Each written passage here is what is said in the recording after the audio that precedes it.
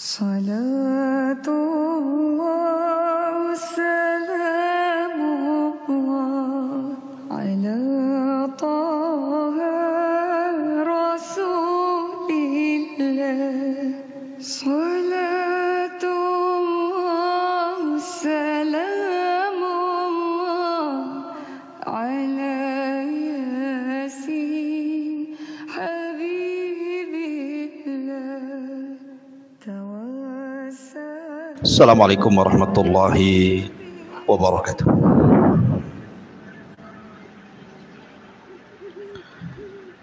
Alhamdulillah wassalatu wassalamu ala rasulillah wa ala alihi wa sahbihi wa mawalah. Wa la hawla wa la quwwata illa billahi wa ba'du.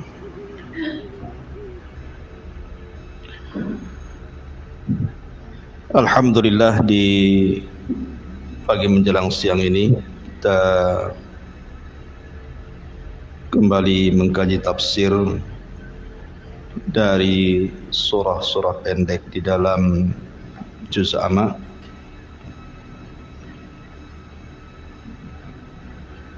Dan surat yang kita akan kaji di pagi menjelang siang ini adalah surah Al-Ghashiyah.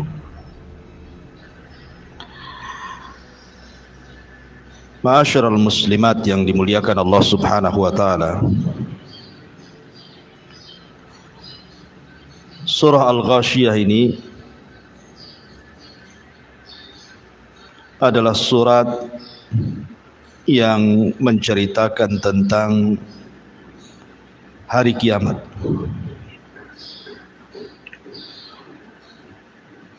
Dan nanti banyak kita akan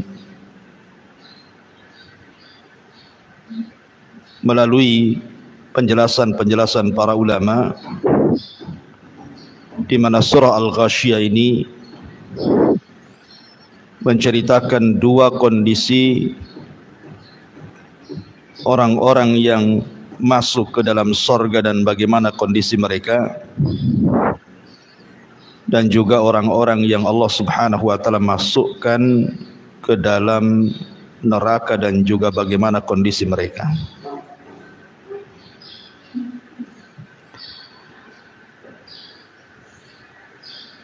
Taib, kita langsung saja karena memang banyak penjelasan yang harus kita jelaskan nantinya. A'udzubillahi minasyaitonirrajim. Bismillahirrahmanirrahim. Hal ataka hadithul ghashiyah. Sudahkah sampai kepadamu ya Muhammad berita tentang Al-Ghashiyah? Apa itu Ghashiyah? Ada yang berpendapat bahwa Ghashiyah itu adalah ismun min asma al-qiyamah, satu di antara nama-nama kiamat. Dan nama-nama kiamat itu di dalam Al-Quran sampai mencapai 82 nama tentang kiamat itu. Ada Al-Qari'ah, kemudian juga Al-Qiyamah, dan begitu seterusnya. Lah salah satunya dari 82 nama kiamat itu adalah Al-Ghashiyah. Dan dalam kaidah Al-Quran, sebuah peristiwa yang banyak namanya menunjukkan itu bukan peristiwa biasa, tapi peristiwa yang luar biasa. Ya, karena kiamat itu peristiwa yang luar biasa. Tapi juga ada yang mengatakan bahwa Al-Ghashiyah itu ismun min asma'in nar, nama dari nama-nama neraka. Jadi nama neraka itu salah satunya adalah Al-Ghashiyah. Makanya Allah Subhanahu wa taala menyebutkan dalam surah Ibrahim ayat 50, syarabiluhum min qatiran wa taghsha wujuhahumun nar.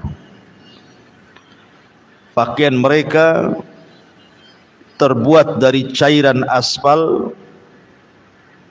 dan wajah-wajah mereka taghsha. Taghsha itu artinya tertutupi oleh apa? Oleh api neraka.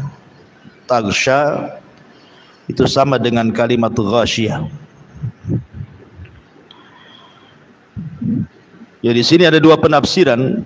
Bisa dimaknai al-ghashiyah itu satu di antara nama-nama kiamat, dan penafsiran yang kedua, ghashiyah itu satu di antara nama-nama neraka jahanam. Di sini Allah Subhanahu wa taala mengatakan hal ataka hadithul ghashiyah. Apakah khitab dalam ayat ini diberikan kepada Nabi sallallahu alaihi wasallam? Maknanya, sudahkah sampai kepada wahai Muhammad berita tentang kiamat? Ataukah khitab ini kepada setiap orang yang membaca Al-Quran? Maknanya, sudahkah sampai kepada anda yang membaca Al-Quran berita tentang kiamat?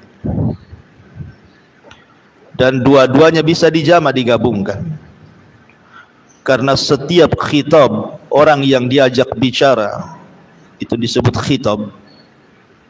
Setiap khitab yang dikhitabkan kepada Rasul juga berlaku kepada umat Rasul.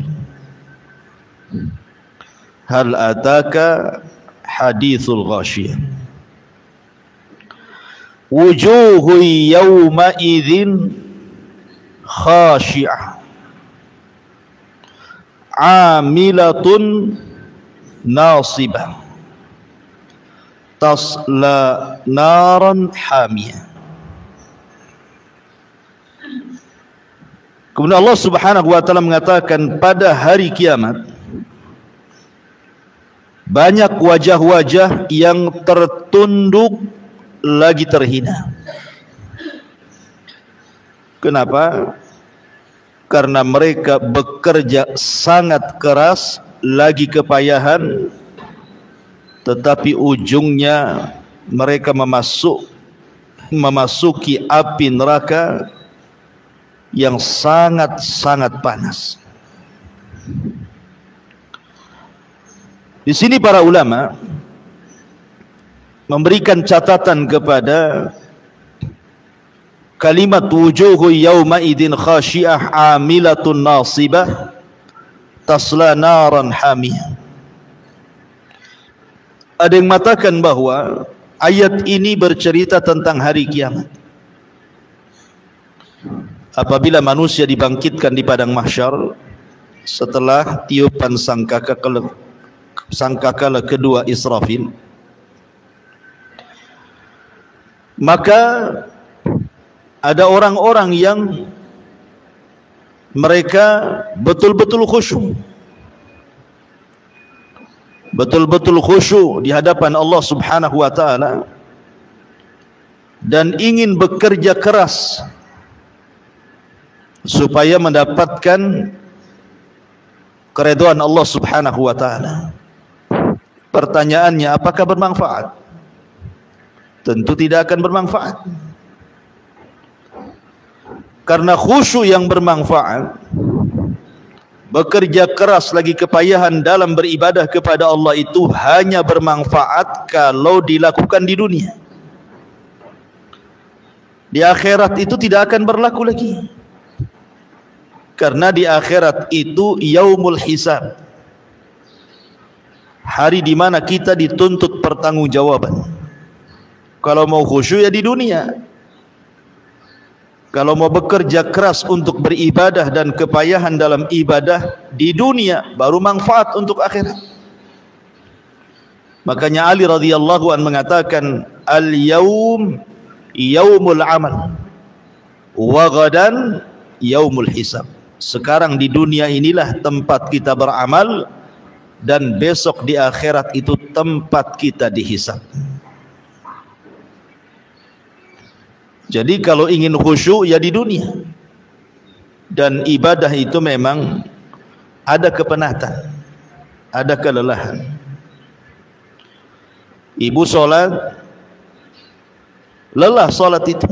Kalau mau mengikuti betul-betul sunnah Nabi SAW. Karena ibadah itu kan tingkatan-tingkatan, Bu. Ada ibadah itu jelek sekali, ada ibadah itu pertengahan, ada ibadah itu baik sekali. Dan itu yang bisa melakukannya kita sendiri. Ada yang ibadah asal-asalan kan, Bu. Orang beribadah itu asal-asalan saja. Yang penting kewajibannya menurut dia sudah selesai. Ada ibadah mungkin sedikit agak baik, tapi ada ibadah itu yang betul-betul dia beribadah itu di atas puncak kebaikan. Mulai daripada wudunya betul-betul diperhatikan, pakaiannya, kemudian tempat solatnya, sampai ke gerakan-gerakan solatnya betul-betul dia persembahkan kepada Allah Azza wa Jalla. Artinya itu kembali kepada diri kita yang melakukan ibadah. Karena kehusyuan itu dikembalikan kepada kita sebenarnya. Kalau wudunya saja bermasalah, macam mana mau khusyuk solatnya?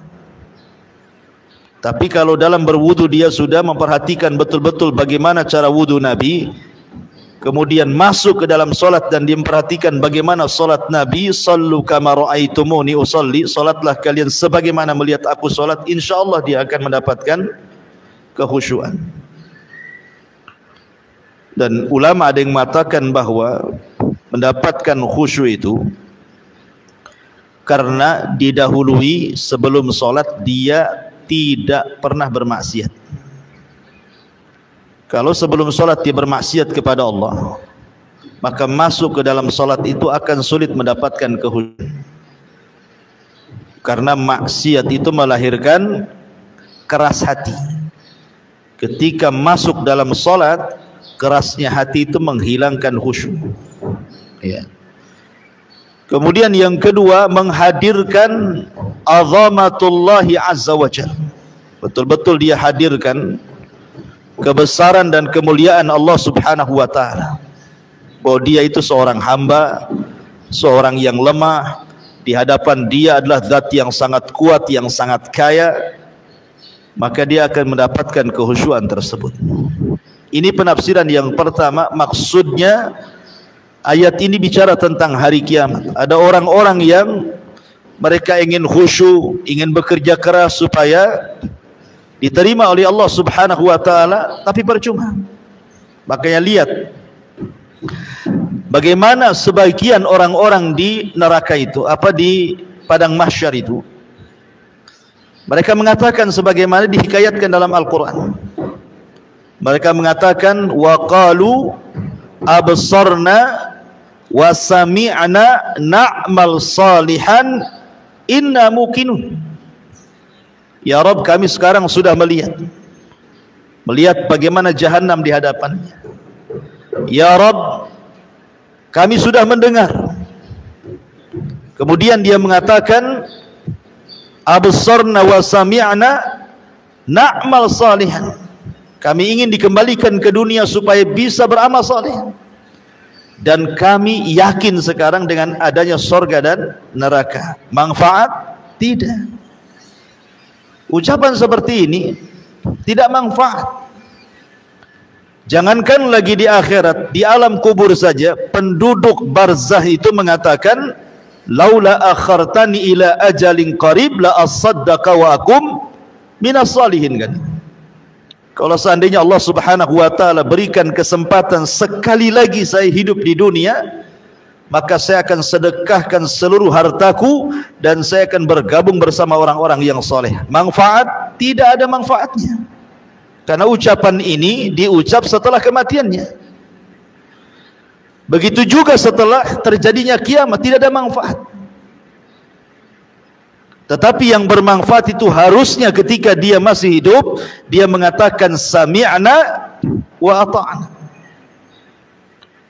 Dia tidak mengatakan sami'na wa absarna, karena di dunia kan perkara-perkara surga neraka itu kan gaib, tidak melihat, sehingga harus diyakini. Dan keyakinan itu cukup dengan cara mendengar dan taat. Sami'na wa ata'na. Innama kana qaulul mu'minin idza du'u ila Allahi wa rasulihi liyahkuma bainahum an yaqulu sami'na wa ata'na. Kata kunci seorang mukmin apabila dipanggil Allah dan Rasulnya untuk berhukum dengan sesuatu, maka mereka mengatakan kami dengar dan kami taat. Ini satu penafsiran. Penafsiran yang kedua, ayat ini bicara tentang al-Yahud wan Nasara. Ayat ini bicara tentang kaum Yahudi dan kaum Nasrani. Jadi orang-orang Yahudi, orang-orang Nasrani digambarkan oleh Allah Subhanahu wa taala, wujuhu yauma idzin khasyiyah. Pada hari kiamat wajah-wajah mereka tertunduk hina, karena di dunia bekerja keras dan kepayahan, tapi di akhirat tasla naran hamiyah. Percuma kerja kerasnya, ujung-ujungnya masuk neraka. Dalam sebuah athar yang dinukilkan oleh Imam Ibnu Katsir rahimahullahu taala, jadi suatu ketika Umar bin Khattab radhiyallahu an melewati tempat tinggal seorang pendeta. Di zaman Umar itu lewat di sebuah daerah, di situ melewati tempat seorang pendeta. Lalu Umar memanggil pendeta tersebut. Kemudian tiba-tiba ketika muncul pendeta tersebut di hadapan Umar bin Khattab radhiyallahu an, tiba-tiba kemudian Umar memandang pendeta itu, wa yabki, kemudian menangis. Sang pendeta heran, kok gara-gara memandang dia kok bisa nangis gitu ya. Akhirnya pendeta mengatakan, ya Amiral Mukminin, ma yubkik. Wahai Amiral Mukminin, apa yang membuat anda menangis ketika melihat diriku? Maka Umar radhiyallahu anhu mengatakan, dzakartu qaulallahi azza wajalla, aku teringat dengan firman Allah kepadamu, amilatun nasibatun tasla naran hamiyah. Kata Umar bin Khattab radhiyallahu an, ada orang-orang yang bekerja keras dan juga keletihan dalam beramal soleh di dunia, tapi ujung-ujungnya Allah masukkan ia ke dalam neraka. Fadzakal ladzi abkani, itulah yang menjadikan aku menangis, kata Umar, sambil mengisyaratkan kepada pendeta itu maksudnya. Ya. Kenapa demikian? Karena setelah diutusnya Nabi sallallahu alaihi wasallam, seluruh agama tidak berlaku. Inna dina indallahil Islam. Agama yang paling diridhai Allah itu hanyalah agama Islam. Wa man yabtaghi ghairal islami dinan falan yuqbala minhu. Barang siapa yang mencari selain Islam itu sebagai agamanya, falan yuqbala minhu, dia tidak akan diterima. Cukup sampai di sini tidak? Wa huwa fil akhirati minal khasirin, dan dia di akhirat termasuk orang-orang yang rugi. Kenapa bahasa Quran mengatakan di akhirat termasuk orang rugi? Kenapa tidak Allah katakan di akhirat masuk neraka umpamanya? Di akhirat masuk jahanam, di akhirat akan diadab. Tetapi Allah bahasakan wa huwa fil akhirati minal khasirin, dan dia di akhirat termasuk orang rugi, ya karena di dunia lelah letih ibadah, tapi di akhirat masuk neraka kan rugi. Dia sudah habiskan waktunya, tenaganya, biayanya untuk konon dia menyembah Allah, tapi seluruh daya upayanya ditolak Allah. Qul hal nunabbi'ukum bil akhsarina a'mala alladzina dhalla sa'yuhum fil hayatid dunya wa hum yahsabuna annahum yuhsinuna sun'a. Maukah kuhabarkan kepada kalian, kata Allah, orang yang paling rugi amalannya, mereka lah orang-orang yang sudah berupaya keras di dunia, wahum yahsabuna annahum yuhsinuna sun'ah, sementara mereka mengira bahwa usahanya itu sebuah kebaikan, padahal bukan kebaikan. Itulah orang-orang yang merugi. Jadi ada juga yang mengatakan bahwa ayat ini turun kepada Yahudi dan Nasrani. Ada juga yang mentafsirkan bahwa ayat ini turun kepada Khawarij, kelompok Khawarij. Karena kelompok Khawarij itu amilatun nasibah tasla naran hamiyah. Orang-orang Khawarij itu luar biasa bu solatnya. Solat mereka jauh lebih hebat dibandingkan solat kita. Baca Quran mereka jauh lebih hebat dibandingkan baca Quran kita. Puasa mereka jauh lebih mulia, lebih hebat dibandingkan puasa kita. Tapi kenapa kemudian akhirnya mereka masuk neraka? Dan Rasul katakan yamrukuna minad-din kama yamrukus sahmu minar ramiyah. Mereka melesat dari Islam seperti anak panah keluar dari busurnya. Karena amalan mereka tidak mencontoh Nabi. Amalan mereka tidak mencontoh Nabi. Makanya kemudian percuma amalannya, karena amalan yang tidak mencontoh Rasul, kata Nabi SAW, man amila amalan laisa alaihi amruna fahuwa raddun. Barang siapa yang beramal yang tidak ada perintahnya dalam urusan kami, kata Rasulullah, maka amalan itu tertolak. Mardud, rad itu artinya ditolak, percuma. Jadi orang-orang Khawarij itu, makanya suatu ketika ada seseorang yang datang kepada Imam Al-Hasan Al-Basri rahimahullahu ta'ala. Hasan Al-Basri mengatakan, sesungguhnya orang-orang Khawarij itu sebenarnya bukan beramal karena Allah. Mereka sedang beramal karena dunia. Kemudian orang ini membantah perkataan Imam Hasan Al-Basri dan mengatakan, ya Imam, aku melihat dengan mataku.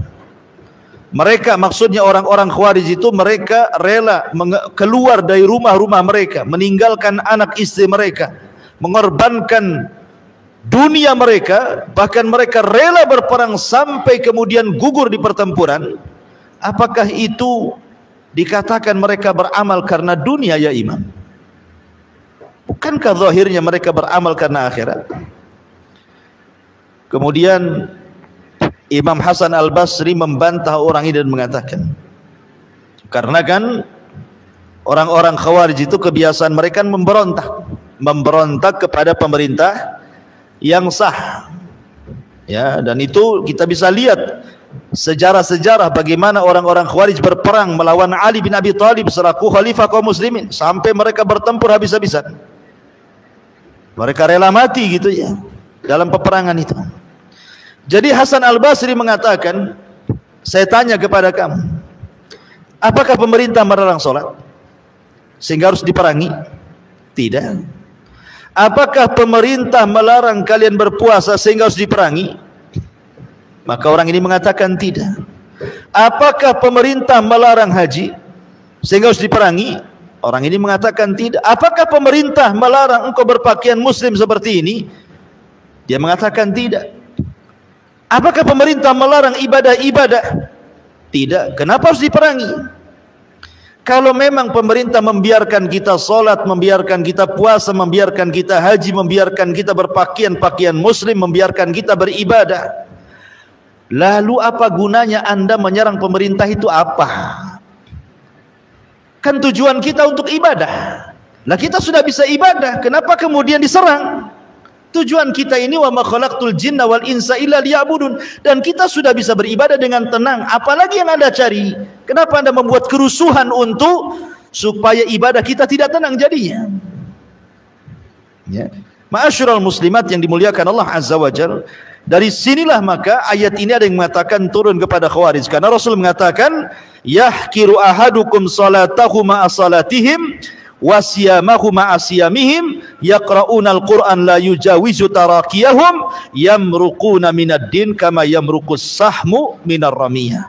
Salah seorang di antara kalian meremehkan salatnya di hadapan salat mereka, puasanya di hadapan puasa mereka, bacaan Qur'annya di hadapan bacaan Qur'an mereka, akan tetapi mereka keluar dari Islam sebagaimana anak panah melesat dari busurnya. Mereka lelah bekerja tetapi mereka tidak berpahala, seperti anak panah keluar dari busurnya. Percuma. Jadi ayat ini juga ada yang mengatakan turun kepada siapa? Orang Khawarij. Ya. Tasla naran hamiyah. Maka ada orang-orang yang lelah letih bekerja di dunia tapi ujung-ujungnya masuk ke dalam neraka. Ada yang dibaca tusalla naran hamiyah, ada yang dibaca tasla naran hamiyah. Kemudian Allah mengatakan tusqa min ainin aniyah. Tusqa min ainin aniyah. Orang-orang yang masuk ke dalam neraka itu diberi minum dari sumber air yang sangat panas.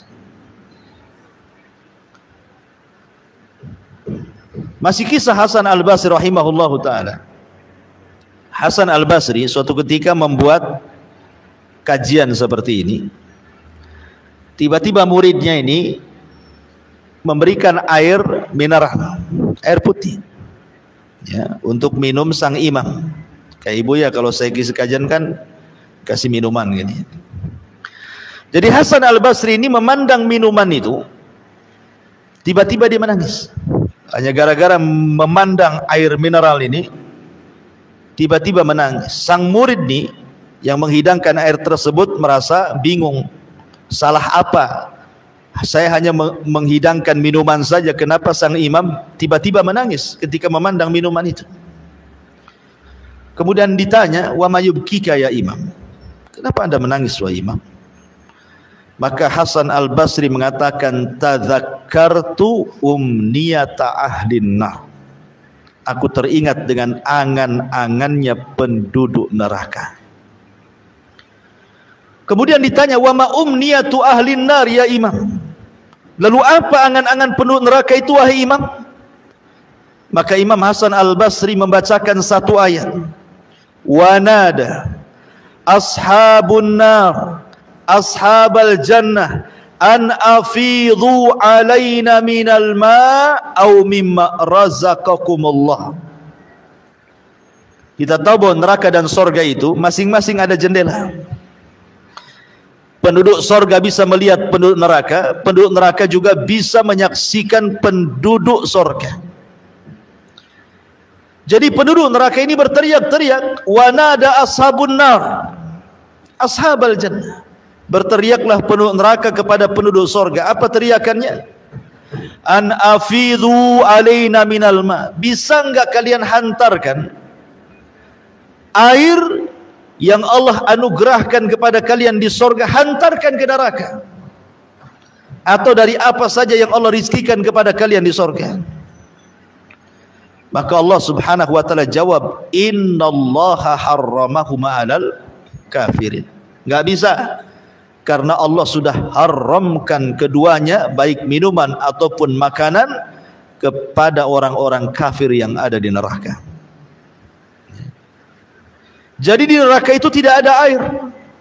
Maksudnya tidak ada air yang Allah anugerahkan seperti air-air yang Allah anugerahkan di sorga. Sungai madu, sungai susu, sungai bersih gitu alirannya, sungai khamar, tidak ada di neraka itu. Yang ada air yang sangat mendidih, kalau seandainya diminum maka hancur semua perutnya. Itulah tusqa min ainin aniyah, diberi minum dari sumber air yang panas. Jadi ketika penduduk neraka itu kehausan, mereka memanggil-manggil Allah dan mengatakan, ya Rabb, berikanlah minum untuk kami kehausan. Maka mereka akan disuguhkan air minum yang sangat panas sekali, yang menghancurkan seluruh badannya. Kemudian Allah mengatakan laisa lahum ta'amun illa min dharih. Laisa lahum ta'amun illa min dharih. Tidak ada makanan bagi mereka penduduk neraka selain daripada pohon dhari'. Apa pohon dhari'? Ada yang mengatakan bahwa pohon dhari' ini sejenis tumbuhan yang banyak durinya. Tumbuhan yang banyak durinya. Dan tumbuhan itu buahnya disebut dhari' karena ada racun. Ya. Ada racun yang kalau seandainya tumbuh di bumi, binatang pun tidak mau dekat karena beracun. Jadi buahnya banyak durinya dan beracun. Ya. Ini dhari yang ada di bumi. Bagaimana dhari yang ada di neraka? Tentu makanan ini sangat-sangat luar biasa, tidak bisa dimakan dan bisa menghancurkan tenggorokan. Belum lagi sampai ke perut, tenggorokan sudah hancur karena banyak durinya. Ketika dia hendak memasukkan air untuk mendorongnya, malah hancur semuanya. Kenapa kemudian disebut dhari'? Dhari' ini artinya tadarru'. Tadarru' itu memelas bahasa kitanya. Ya. Karena ketika makanan ini dimakan, dia memelas kepada Allah supaya dikeluarkan. Ya Allah sampai tersiksa dia, sehingga memelas gitu ya, supaya dikeluarkan lagi karena sudah tidak bisa dikeluarkan, sudah nyarang di tenggorokan dia dan menghancurkannya. Makanya kemudian disebut dhari', karena dia tadarru, memelas kepada Allah untuk dikeluarkan, tapi tidak bisa karena sudah masuk ke dalam rahang dia dan menghancurkan rahangnya. Sebelum ke perutnya, rahangnya sudah hancur duluan. Ma'asyiral muslimat yang dimuliakan Allah Azza wa Jalla. Ada juga yang mengatakan bahwa makanan penduduk neraka itu adalah makanan dari darah dan nanah penduduk neraka itu sendiri. Jadi kalau penduduk neraka itu kelaparan, maka akan disuapi nanah dan darah dari penduduk neraka itu sendiri. Sebagaimana Allah menyebutkan dalam surah Haqqah 36, wala ta'amun illa min ghislin, dan tidak ada makanan bagi penduduk neraka kecuali ghislin. Ghislin itu artinya perpaduan nanah dan darah, itulah makanan. Ada juga yang mengatakan bahwa makanan penduduk neraka itu disebut zakum, pohon zakum, yang Allah katakan inna syajarataz zakum ta'amul azim kal muhli yagli fil butun ka ghalil hamim.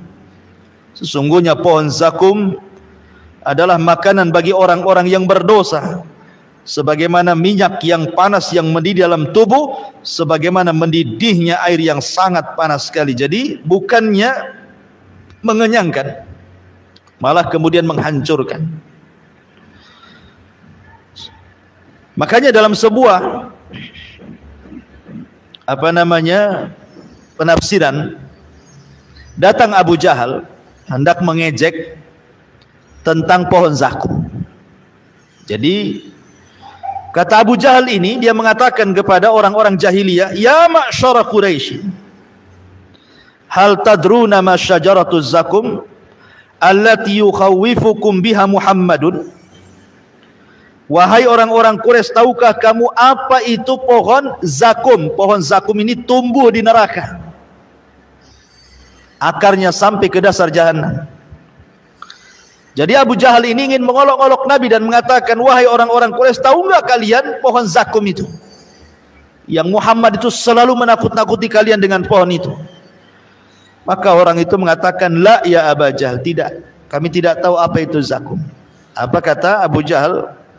Zakum itu adalah ajwatu yathriba bizubad atau bizubdi, wallahi la in istamkanna minha lanazkumannahan tazakkuman. Kata dia, zakum itu kurma Madinah.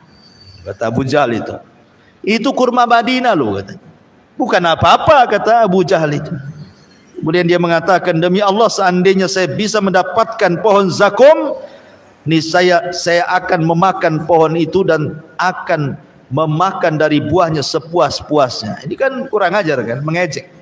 Ya, Abu Jahal mengejek Nabi SAW, mengejek ayat-ayat Al-Quran. Padahal lihat bagaimana Nabi SAW mengatakan, lau anna qitratan minaz zakum,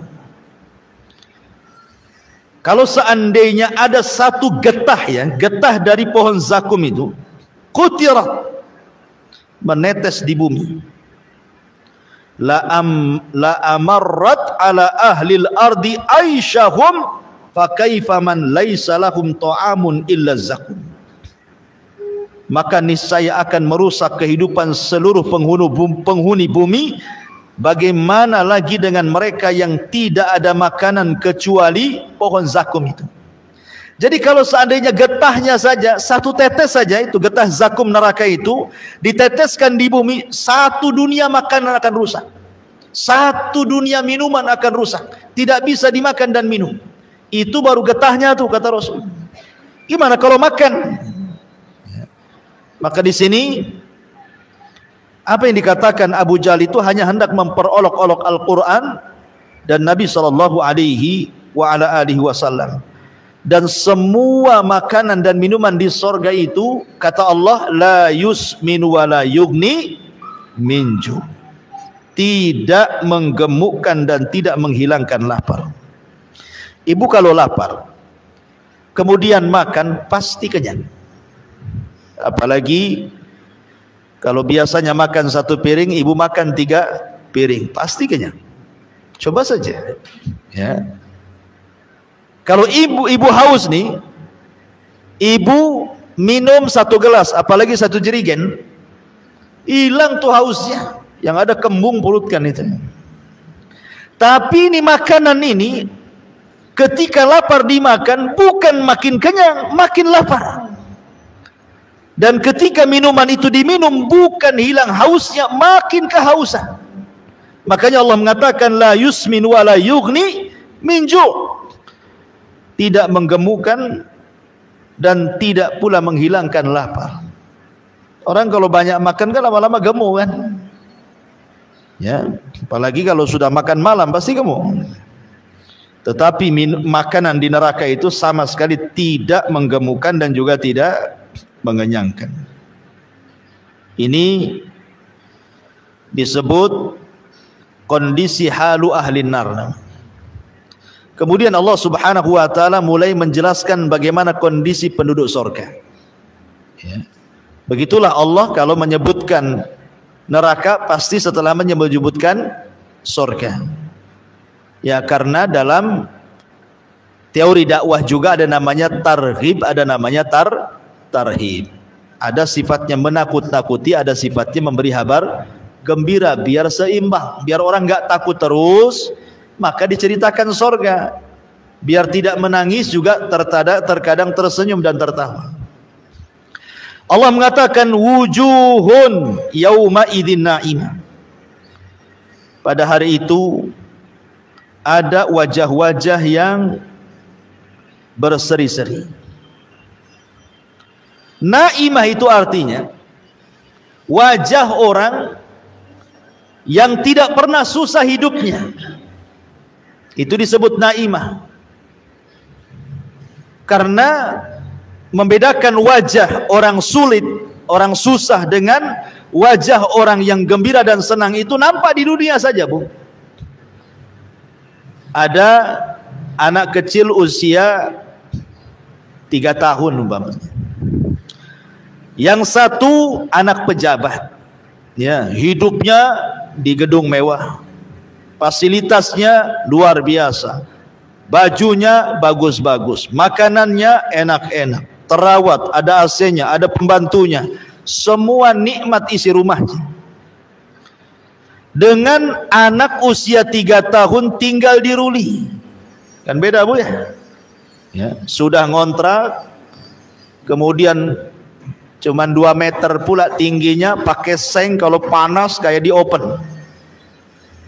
Ya, nggak punya pakaian, Makanannya juga kadang ada yang dimakan, kadang enggak. Coba kumpulkan dua anak itu, kan nampak tuh bedanya kan? Ya. Nampaklah bedanya. Kalau anak yang orang susah sekali kan, bajunya saja kadang-kadang penuh dengan pulau, ya, entah pulau apa tuh di bajunya tuh. Karena nggak mampu membeli baiklin-nya untuk nyuci. Ya, yang penting dikucek sajalah ya. Kemudian dari kulitnya juga beda gitu ya. Tetapi anak orang kaya kan nampak. Itulah disebut kalau ada orang hidup di tempat nikmat, maka disebut wajahnya itu disebut naimah, berseri-seri. Jadi orang yang mendapatkan nikmat dengan orang yang tidak akan dapat nikmat itu dari wajahnya nampak, Bu. Orang kalau senang, kalau orang awam itu senang-senang, kadang-kadang siul nggak jelas, kan? Senyum, senyum, siul gitu ya. Tapi kalau lagi sulit tuh diem, kemudian mukanya masem, maunya emosi gitu ya, kan nampak tuh. Di dunia saja nampak tuh naimah dengan tidak naimah tuh. Apalagi di sorga. Saya contohkan sebuah hadis.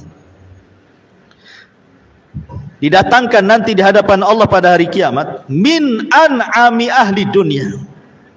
Orang ini ketika di dunia termasuk orang yang paling diberikan nikmat. Bayangkan bahasa hadis menggunakan isim tafdil, an'am ahli dunia. An'am itu artinya tidak ada kenikmatan kecuali Allah berikan kepada dia. Rumahnya megah gitu ya, uangnya banyak, fasilitas nikmatnya, pokoknya hidupnya sejak lahir sampai mati senang saja, tidak pernah susah. Tetapi Allah takdirkan dia termasuk penduduk neraka. Didatangkan di hadapan Allah. Kemudian oleh Allah dicelupkan sekali celupan ke neraka, diangkat lagi. Kemudian Allah tanya kepada dia, hal marra bika min ni'amin qat. Kamu selama di dunia, dari mulai lahir sampai usia kamu anggaplah 100 tahun, kau tidak pernah sulit. Setelah aku celupkan kau ke neraka, masih terbayang enggak kenikmatan itu? Dia mengatakan, wallahi ma marra bi min ni'amin qattun. Demi Allah, tidak ada kenikmatan yang sudah pernah saya alami di dunia terlintas sedikit pun tidak. Padahal sejak bayi sampai mati dia senang saja. Tapi sekali dicelupkan di neraka, hilang tuh semua memorinya tuh. Nggak terbayang lagi dia dulu punya mobil, dia dulu punya rumah, dia dulu punya kebun, dia dulu punya uang, dia dulu makan enak, istrinya cantik, dan nggak lagi, hilang udah. Nggak terbayang sedikit pun tuh, bayangkan. Begitu ngerinya neraka, baru dicelupkan saja tuh. Tetapi kata Nabi SAW, ada orang yang dihadapkan kepada Allah min akhbathi ahlil ardi, termasuk orang yang paling susah sejak lahir sampai mati, tidak pernah senang hidupnya, susah, tidak punya rumah, hidup di bawah jembatan, cari rizki pun susah, kadang harus minta-minta, menahan malu, pokoknya susah lah. Semua kesusahan ada pada dia sejak lahir sampai mati. Tetapi dia termasuk ahlil jannah, penduduk sorga. Kemudian Allah panggil, Allah celupkan di sorga. Kemudian habis dicelupkan, diangkat lagi dari sorga. Kata Allah, hal marra bika min bukhsin qat. Apakah masih ingat keperitan hidup dulu kau di dunia, ya, kau diusir sana sini, dihina sana sini gitu ya, masih teringat enggak? Dia mengatakan, demi Allah tidak teringat sedikit pun. Hanya gara dicelupkan di sorga, semua memori susah di dunia itu hilang semuanya. Seperti itu loh gambaran neraka dan sorga. Lah di akhirat itu orang-orang yang beriman memiliki 4 wajah. Di akhirat itu orang-orang yang beriman memiliki 4 wajah. Wajah yang pertama yang Allah firmankan, yauma tabyaddu wujuh. Pada hari itu di akhirat ada wajah-wajah yang sangat putih bersih. Kapan itu? Di permulaan hisab. Ketika dia membaca catatan kebaikannya, maka wajahnya menjadi putih bersih. Ini yang pertama. Kemudian yang kedua, wajahnya musfir. Musfir itu artinya dari wajah yang sudah putih bersih terpantul cahaya. Wajahnya penuh dengan cahaya. Ya, bahasa ibu-ibu apa? Glowing itu apa namanya? Yang sudah putih glowing lagi kan itu. Jadi timbul tuh cahaya tuh. Kapan itu? Saat selesai membaca catatan. Dari wajahnya yang sangat putih bersih terpancar sinar. Sudah putih bersinar lagi. Musfir. Wujuhu yawma idin musfirah. Dhahikatu mustabsirah. Dan dia pun tertawa karena senang. Ini dua wajah sebelum masuk surga. Ya, dua wajah ini sebelum masuk ke dalam surga. Awal hisab dan akhir hisab. Ketika masuk ke dalam surga, inilah wajah yang disebutkan dalam surah Al-Ghasyiyah ini. Wujuhu yawma idzin na'imah. Ketika dia melihat surga dengan istana-istananya, dengan sungai-sungainya, dengan taman-tamannya, dengan para pembantunya dan begitu seterusnya, mulai dia berseri-seri, senyum kan. Kan begitu Bu, kalau lihat nikmat tuh kan di dunia saja senyum Bu ya. Ibu kemudian ketiban duren, bukan asli ya, kalau asli habislah kepala. Maksudnya ketiban duren, tahu-tahu dapat uang banyak miliaran. Kan senyum-senyum saja Bu. Kenapa? Tenang, hutang rumah selesai, hutang kulkas selesai, hutang ini selesai, semua selesai. Senyum aja dia kan. Itu kalau dapat nikmat tuh. Tapi kalau datang tagihan listrik Bu, itu kan lain tuh. Udah stres nih, listrik mau naik nih. Jadi di dunia saja nampak gitu kalau melihat sebuah nikmat itu, apalagi di sorga yang kenikmatannya tidak bisa dilihat, baru mereka lihat. Kenikmatannya tidak bisa didengar dan tidak pernah mendengar. Di dunia tiba-tiba betul-betul dia mendengar. Di akhirat seperti apa? Melihat, mendengar, dan sudah tidak dibayangkan karena sudah di dalam surga. Ya tentu wajahnya naimah berseri-seri. Kemudian yang terakhir adalah wajah-wajah yang radhiyah. Yang radhiyah itu senang, redha gitu ya. Orang redha kan senang Bu. Di dunia saja orang redha itu senang. Walaupun susah, yang penting kan redha gitu ya. Ini 4 wajah bagi ahlul imani wal islam. Bagi orang yang beriman dan orang Islam. Wujuhun yawma idzin na'imah li sa'yiha radiyah.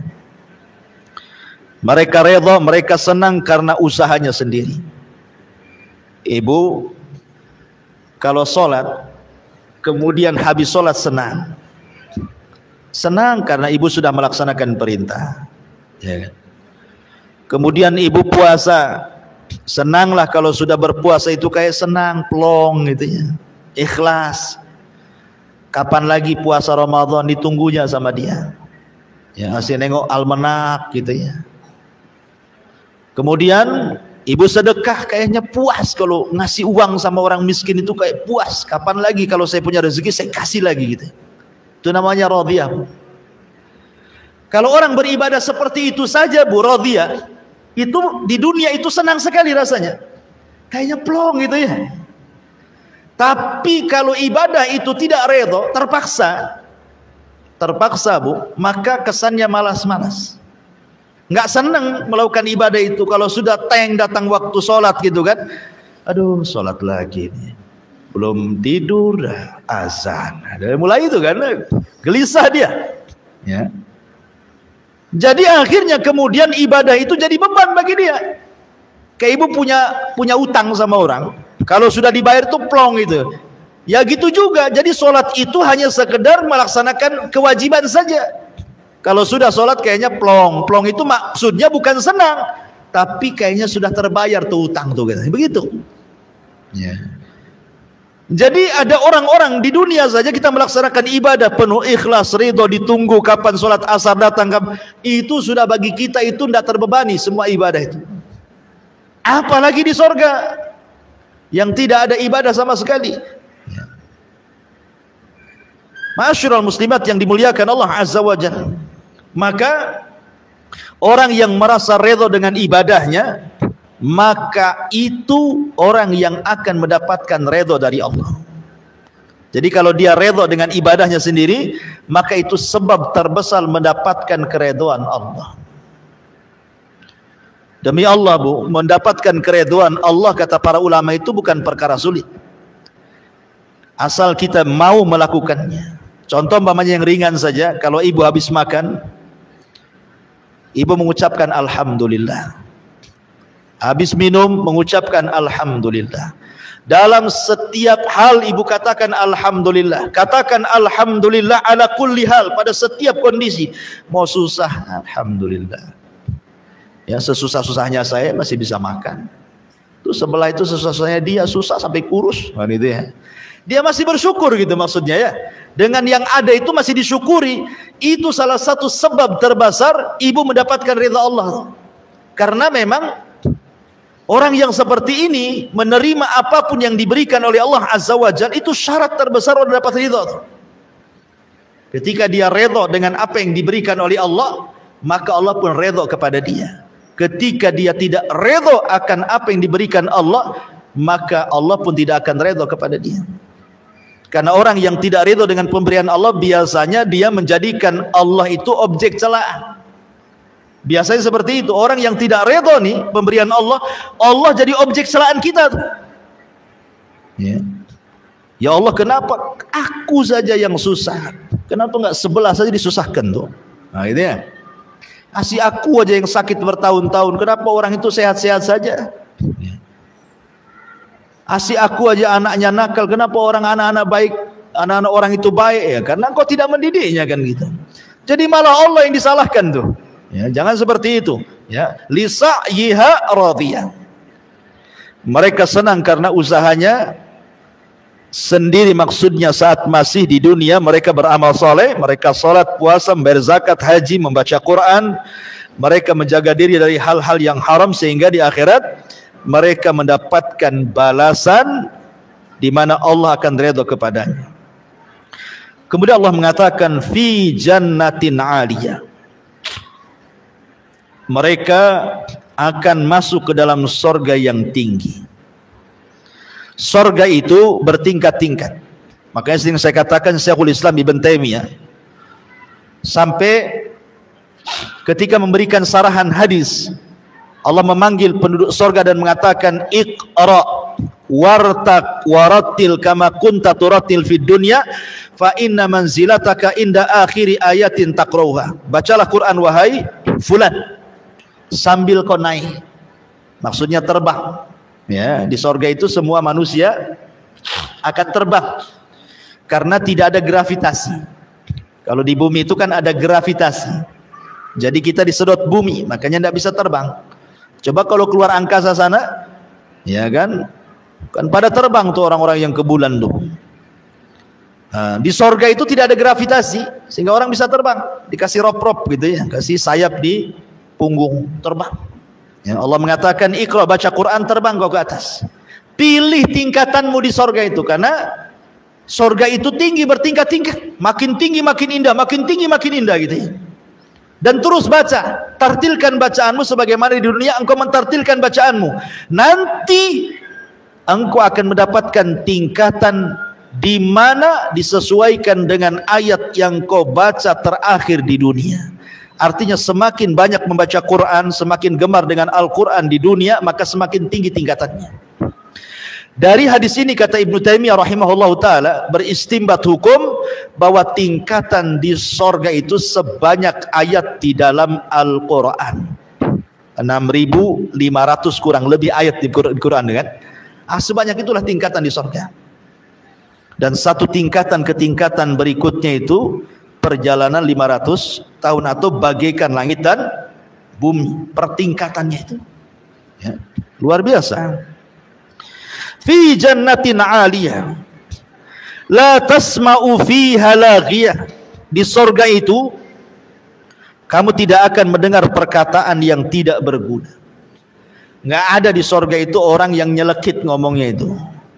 Ya, di dunia saja kan Bu ya. orang yang nyelekit ngomongnya itu. Makanya sering saya katakan 3 kaedah yang ibu pasti lalui di dunia. 1, dunia ini bukan tempat istirahat. 2, ibu tidak mungkin selamat dari ucapan manusia. 3, ibu pasti mati. Ya. Makanya ada 3 hal. Ibu pasti akan disakiti, ibu pasti lelah, ibu pasti mati. Ya, itu 3 perkara akan dilalui itu. Tidak selamat. Orang tidak akan selamat, orang tidak akan istirahat di dunia. Artinya akan tetap ada ujian. Selesai dari ujian ini datang pula ujian yang lain. Selesai ujian yang lain, datang pula ujian yang lainnya. Begitulah dunia, darul bala, tempat ujian. Manusia tidak akan selamat dari ucapan manusia. Ibu mau sembunyi di mana saja tetap ibu diomongin orang. Ya, coba saja Bu. Ibu menghindar dari ucapan manusia, ngurung diri, jangan pernah keluar. Tutup jendela, tutup pintu, tutup ventilasi. Ya kan? Tetap saja orang mengatakan, jangan-jangan itu sakit jiwa orang itu tidak pernah keluar gitu ya kan. Ya, padahal niat dia supaya jangan salah ngomong, salah bergaul, sehingga dia ngurung diri. Itu saja dibilang gila, dibilang sakit jiwa kan. Artinya orang nggak mungkin lepas. Makanya biarkan orang bicara Bu. Biarkan, capek sendiri dia. Ya, biarkan dia bicara. Kemudian orang pasti mati. Makanya ibu akan senantiasa disakiti, dan ibu akan lelah, dan ibu akan mati. Makanya perlu 2 hidup di dunia itu, sabar dan beriman dengan takdir. Sabar mau diapakan lagi? Memang seperti itu orang hidup di dunia kan, harus sabarlah. Dan beriman dengan takdir, bahwa ujian dan ucapan orang itu semua sudah ditakdirkan. Kalau orang berjalan dengan takdir, tenang, biarkan sudah ngomong. Dia ngomong gitu sama saya kan sudah takdirnya, memang di hari ini ngomong sama saya. Nah, selesai kan? Ya. Bu, itu orang itu kok ngomong begini-begini sama, nggak apa-apa, itu kan sudah ditulis 500 tahun sebelum Allah ciptakan langit dan bumi, kan tenang kalau ngomong gitu. Kalau ibu kejar, ngomong apa dia? Oh kurang ajar, sampaikan, wah itu tidak jadi, itu perang namanya, ya kan? Jadi berjalan dengan takdir. Ya. Lah di sorga itu nggak akan ibu dapati orang-orang kayak gini nih. Kenapa? Karena sebelum orang masuk ke dalam sorga itu Allah sudah cabut wa naza'na ma fi sudurihim min ghillin ikhwana. Jadi perasaan dengki, perasaan dendam, perasaan hasad itu tidak ada lagi. Di sorga itu cuma 1 hati. Cuma 1 hati. Semua sama hatinya seperti itu. Oh di bumi itu kan hatinya banyak, ada yang hasad, ada yang dengki, ada yang benci, ada yang ghibah, macam-macam ya. Kemudian Allah mengatakan fiha ainun jariyah. Di sana ada mata air yang mengalir. Di sorga itu mata air banyak. Ada yang mengalir kayak sungai, ada yang memancar dari bawah kayak pancuran.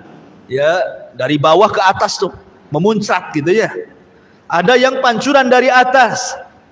Ya kalau orang Jawa Barat bilang curug namanya ya. Itu muncrat dari bawah, dari atas ke bawah. Ada yang dari bawah ke atas ya, memancur. Ada yang ya kayak kita di dunia lah, kita lihat.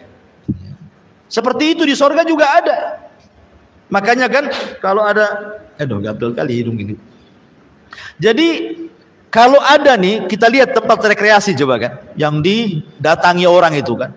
Kayak kalau di Majalengka di tempat saya itu banyak curug tuh biasanya. Ada air terjun itu sampai meteran tinggi. Itu jadikan tempat wisata kan. Karena apa? Karena keindahannya. Orang datang semua ke situ.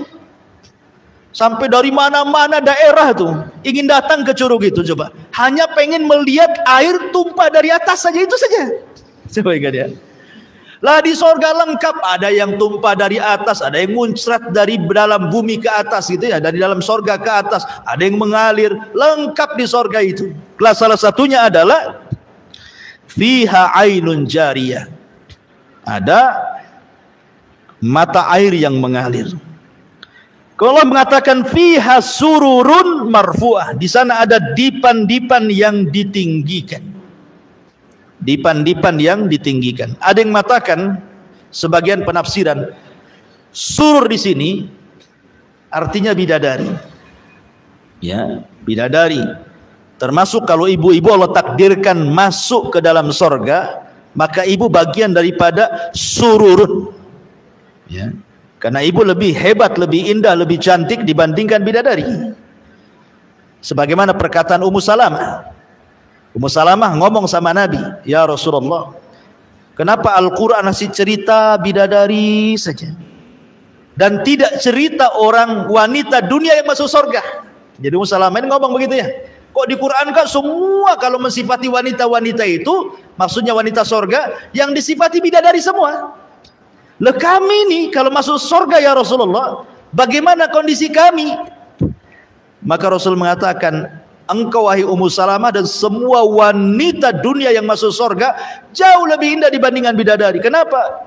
Karena Anda masuk surga dengan kepayahan, dengan sholat, puasa, zakat, haji, macam-macam ya kan, baru masuk surga. Sementara bidadari sudah ada di surga tanpa ada kepayahan ya.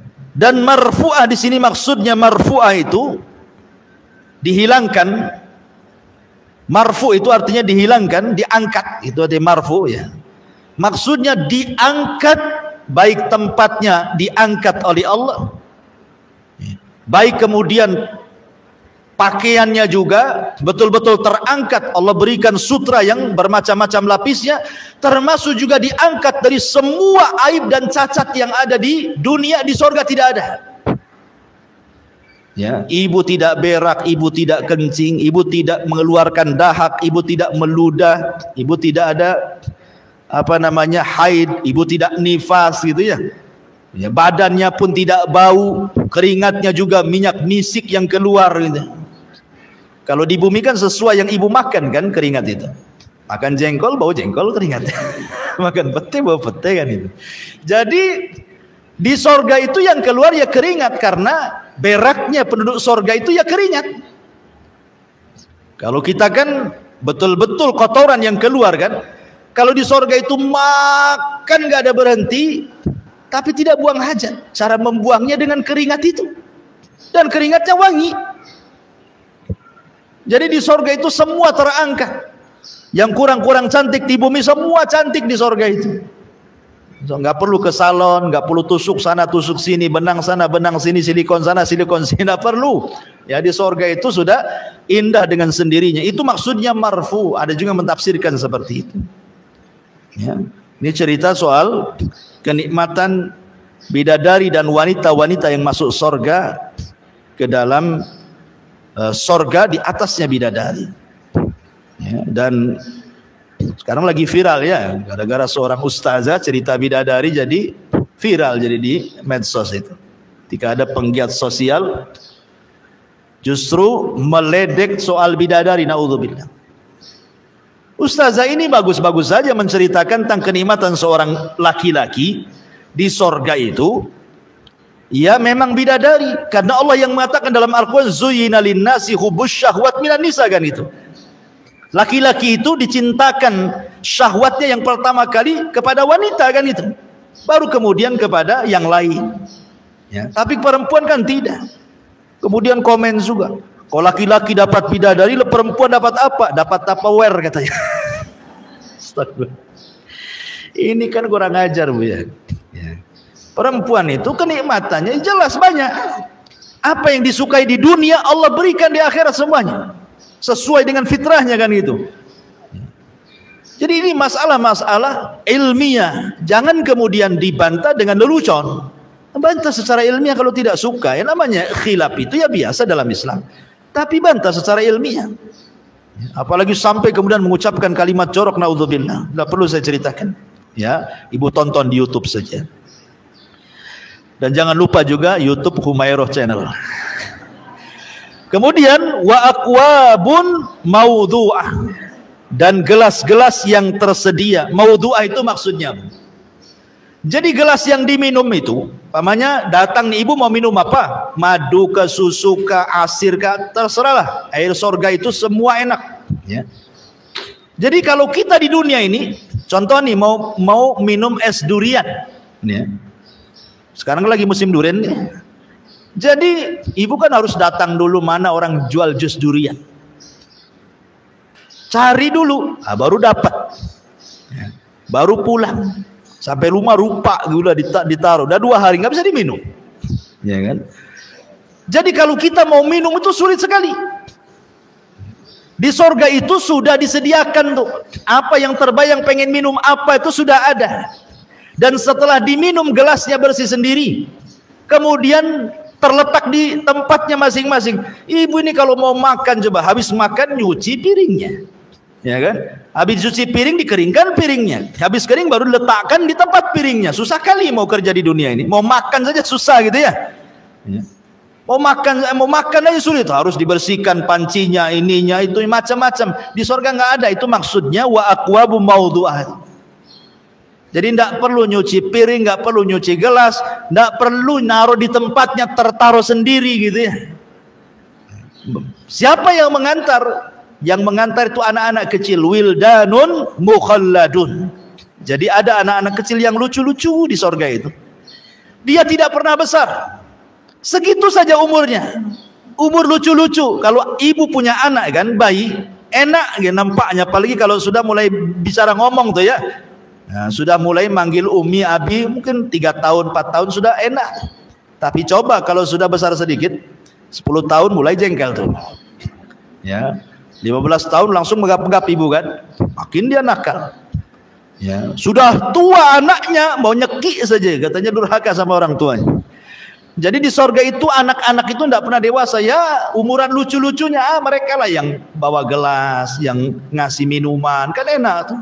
Ya, kenikmatan yang luar biasa. Yatufuna alaihim wildanun mukhalladun. Kemudian wa namariku masfufa. Dan namarik, bantal-bantal sandaran yang tersusun. Ya, kita kan di rumah kalau kenapa orang beli kursi bagus-bagus ya, supaya enak kan duduknya ya. Daripada ruangan yang ada kursinya, nyandar di tembok. Ya. Sakitlah punggung ini nyandar tiap hari nyandar di tembok ya kan. Kan kalau bisa beli kursi yang bagus sampai mahal jutaan, ratusan juta pun ada gitu. Surga nggak usah beli ya. Sudah ada bantal-bantal sandarannya. Wazarabiyu mabthusah. Kemudian permadani yang terhampar, sajadah gitu ya. Dan namarik itu biasanya sajadah-sajadah yang digunakan para pejabat, orang-orang kaya, para penguasa. Orang-orang miskin tidak punya, paling tikar kalau kita ini ya. Jadi itu diberikan kepada penduduk surga.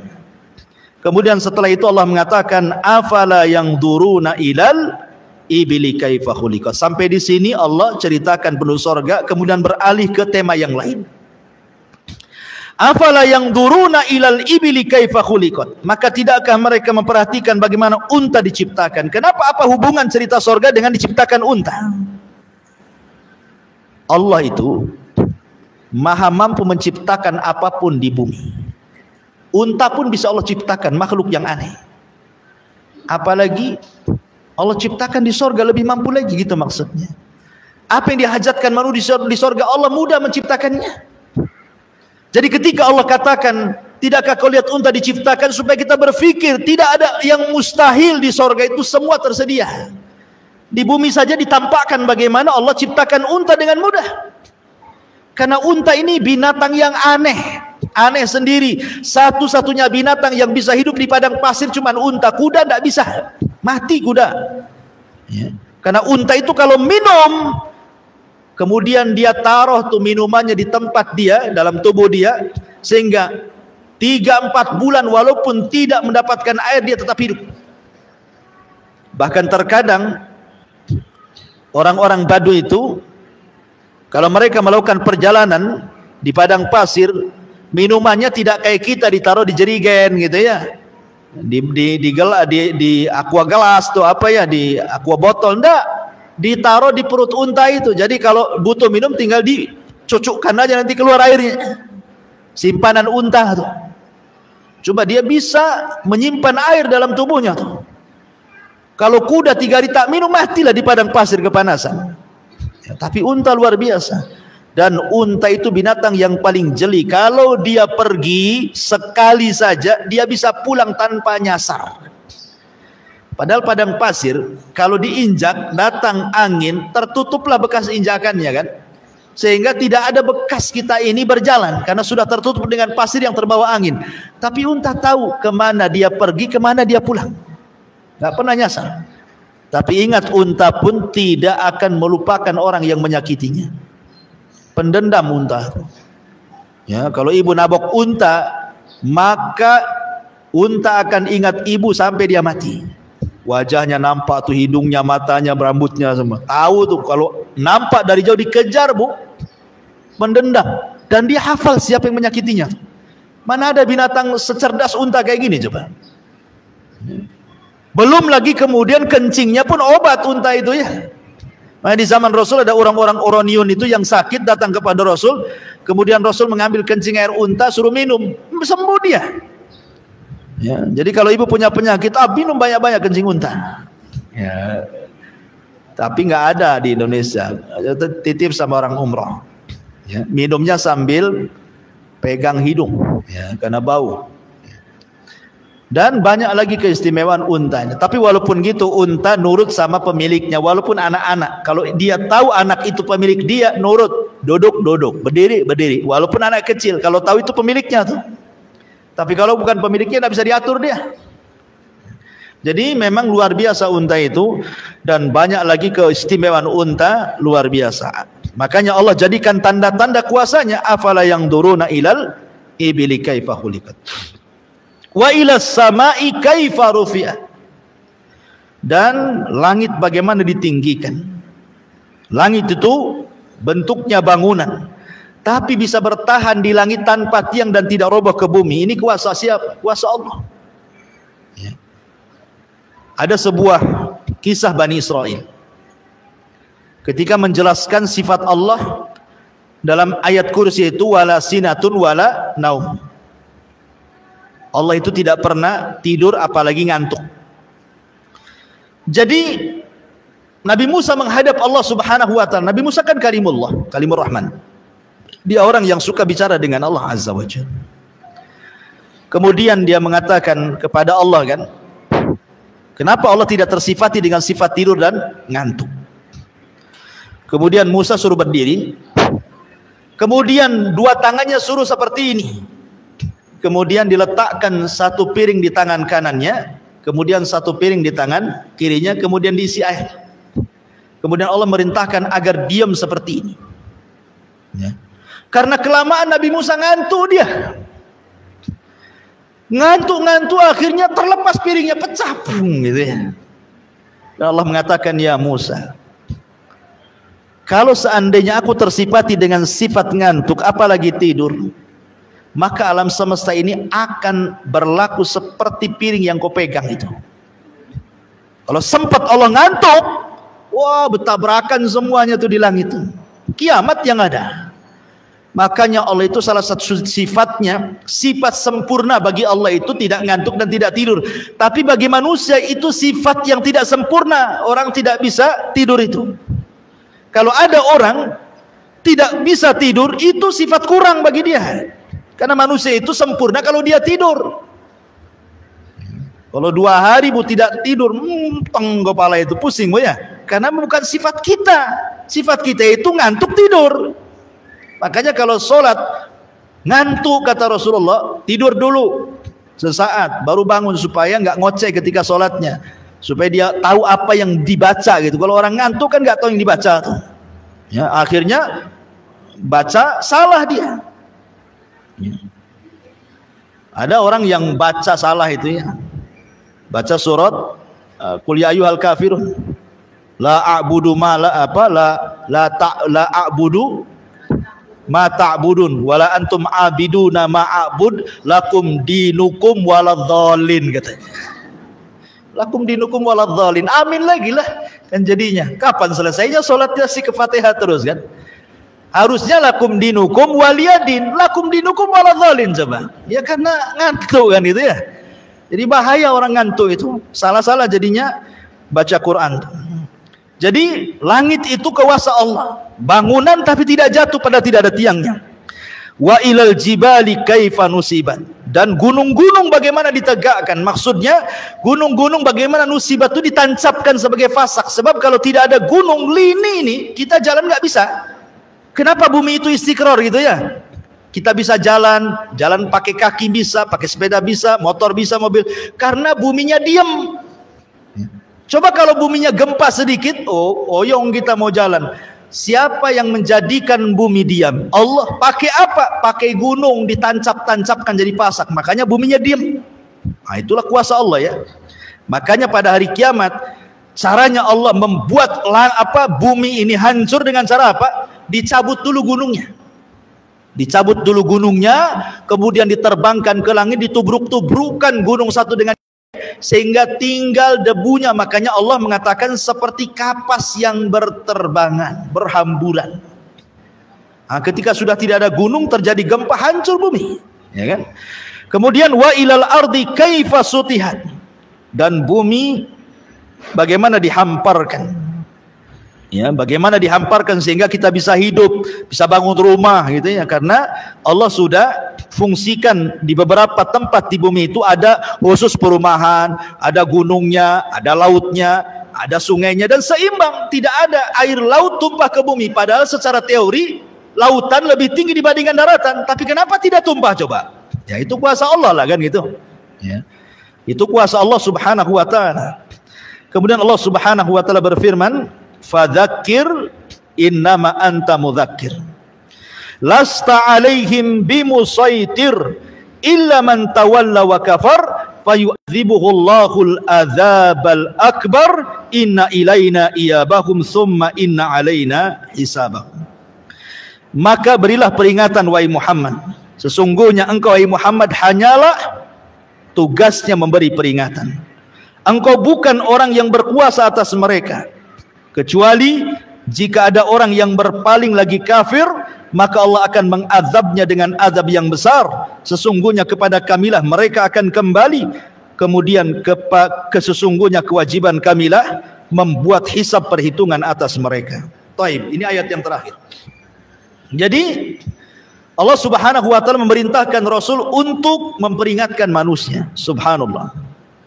Kalau ibu sedikit saja memandang sejarah Nabi, bagaimana Nabi SAW berdakwah mengingatkan manusia itu luar biasa. Rasul itu berdakwah siangnya, malamnya, sembunyi-sembunyinya, terang-terangannya, menghabiskan waktunya, tenaganya, biayanya, hartanya, bahkan harta istrinya ludes untuk berdakwah. Walaupun demikian, tetap balasan orang-orang Quraisy itu ada yang mencaci, memaki, menghina, mengatakan Rasul gila, mengatakan Rasul tukang sihir, mengatakan Rasul pemecah belah. Akhirnya Rasul diintimidasi, akhirnya Rasul diusir. Terkadang ada rencana pembunuhan sampai hijrah dari Mekah ke Madinah. Coba bayangkan. Ini penderitaan Nabi luar biasa. Untuk siapa coba kalau bukan untuk kita? Tetapi Nabi SAW mengajarkan kepada kita agar jangan pernah lelah, jangan pernah bosan. Fadzakir, terus berikan peringatan, terutama kepada keluarga, kepada tetangga, kepada orang-orang. Innama anta mudzakir, karena tugas kita hanya memberikan peringatan. Apalagi tugas kita ini menyampaikan hidayah Allah kepada manusia. Soal hidayah itu diterima atau tidak, lasta alaihim bimusaitir, itu bukan urusan kita, bukan urusan Nabi. Ya, engkau bukanlah orang yang berkuasa atas mereka memaksa hidayah. Tidak, tugas kita menyampaikan kebenaran. Kalau di antara keluarga kita ada yang masih syirik, suka ke dukun, sampaikan ini tidak boleh, ini syirik. Soal terima atau tidak urusan dia. Yang penting saya sudah menyampaikan yang benar. Ya. Kalau ada keluarga kita masih menyelisih sunnah Rasul, kita arahkan ini nggak boleh loh, tidak ada contohnya. Nggak terima, ya terserah dia. Terima, alhamdulillah. Tapi kita tidak boleh memaksa. Tugas kita hanya menyampaikan saja ya. Ya. Menyampaikan hidayah Allah kepada mereka, karena taufik itu milik Allah. Sekelas Nabi saja Abu Lahab, pamannya justru jadi musuh. Sekelas Nabi saja Abu Thalib yang orang baik saja, tetap saja tidak masuk Islam, padahal sudah mengakui agama Nabi, mati kafir gitu ya. Karena hidayah itu milik Allah, dan para Nabi diuji seperti itu. Istrinya Nuh kufur, istrinya Lut kufur, ayahnya Ibrahim kufur, dan begitu seterusnya. Karena apa? Lasta alaihim bimusaitir illa man tawalla wa kafar. Ini balasannya. Kalau ibu sudah menyampaikan hidayah kepada manusia, tapi manusia menolaknya, malah berpaling kafir, itu bukan urusan ibu lagi, itu urusan Allah. Fayu'adzibuhu Allahul adzabal akbar, itu urusannya dengan Allah. Ada keluarga kita yang masih berbuat dosa maksiat, syirik dan bid'ah dan begitu seterusnya. Ibu peringatkan mereka. Kau tidak mau, sudah, kewajiban ibu sudah selesai. Menyampaikan kebenaran. Tinggal dia dengan Allah urusannya. Itu maksudnya ya. Nanti itu ada urusan sendiri, perhitungan dia dengan Allah tuh. Fa yu'adzibuhullahul adzabal akbar. Maka Allah akan mengazab dengan azab yang besar. Kemudian Allah ingatkan dua perkara. Inna ilaina iyabahum, thumma inna alaina hisabahum. Sungguh kepada kamilah semua manusia kembali, dan kewajiban kami menghisab mereka. Inna lillahi wa inna ilaihi rajiun. Kita semua datang dari Allah dan akan kembali kepada Allah. Dan di sana ada hisab. Ingat bahwa setiap apa yang kita katakan, kita ucapkan, kita lakukan di dunia, semua ada pertanggungjawaban di hadapan Allah. Dan semua akan kembali kepada Allah, dan Allah akan menghisabnya. Ya, makanya kenapa kemudian khitab ayat ini diberikan kepada orang-orang Quraisy. Kenapa? Karena mereka salah satunya mengingkari adanya kehidupan setelah kematian. Maunya mereka itu bebas. Kalau habis maksiat kemudian mati, ya sudah selesai jadi tanah. Ya. Kalau seperti itu, kasihanlah orang baik. Kasihan orang yang dizalimi, tidak ada keadilan kan? Nih, ibu dizalimi. Tiba-tiba kemudian orang yang menzalimi mati jadi tanah, ibu tersiksa sampai mati. Kan gak ada keadilan namanya ya. Makanya supaya ada keadilan, ada hisab di sana. Mungkin ibu tidak dapat keadilan di dunia, tidak ada masalah ya. Tapi di akhirat ada zat yang maha adil, yang mengadili manusia seadil-adilnya, yang tidak ada satupun hakim di dunia yang mampu menghukum seadil Allah subhanahu wa ta'ala. Maka menjadi ketenangan bagi kita ya. Kalau seandainya kita disakiti, kita diuji, semua ada hisabnya di hadapan Allah subhanahu wa ta'ala. Dari sini selesailah tafsir surah Al-Ghasyiyah secara singkat Bu ya. Kalau terlalu lebar, pertama juga capek ngomongnya, yang kedua juga waktunya panjang. Baik, kita adakan tanya jawab, saya silakan.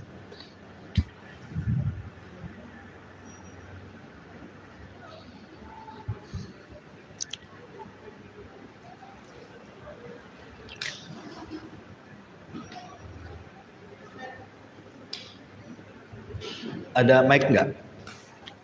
Coba. Mana satu nih?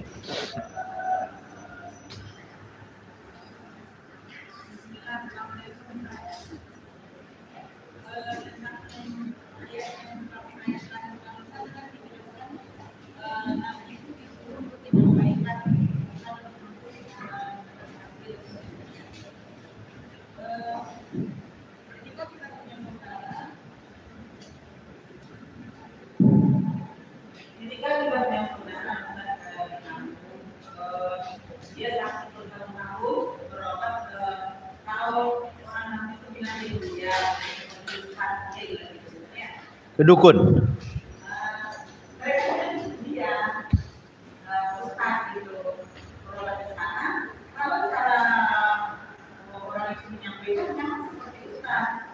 Tapi ruqyah betulan Bu, enggak?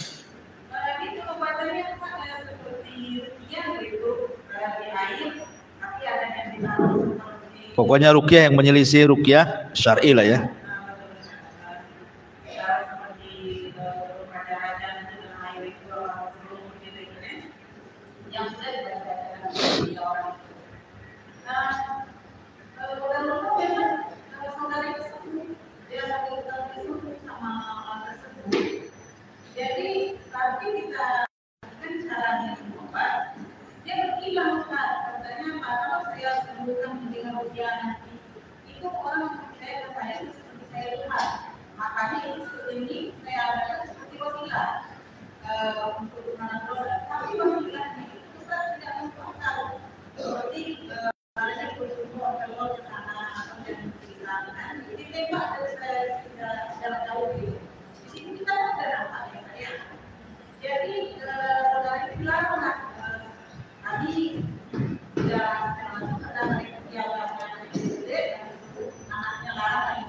Oke. Tapi saya jawab, kalau misalnya itu saya tidak sama saya, karena itu saya sudah di situ, dia bisa ngomong.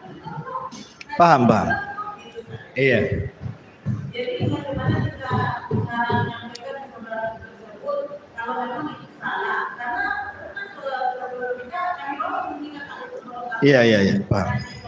Dia bilang gurunya itu apa sama kayak Ustaz menyampaikan sini. Iya. Nah, solusinya gimana Ustaz? Iya, Bu. Alhamdulillah. Kita tahu bahwa kesembuhan itu dari penyakit semua datang dari Allah. Bukan datang dari siapapun. Terkadang orang pergi ke dukun sembuh. Terkadang orang beli obat di apotek juga sembuh. Tapi kesembuhan itu bukan dari obat atau bukan dari dukun. Semua datang dari Allah. Kita hanya dituntut berobat itu ada dengan cara yang baik, tidak menyelisihi syariat.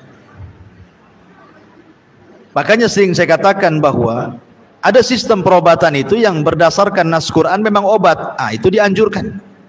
Ruqyah memang syar'i, betul-betul sesuai anjuran Nabi. Masa ruqyah suruh ngerendam? Ya. Di laut, di sungai, akhirnya ke bawah hanyut laut, mati dia. Kemudian kalaupun tidak berdasarkan nas Quran, berdasarkan penelitian dia obat.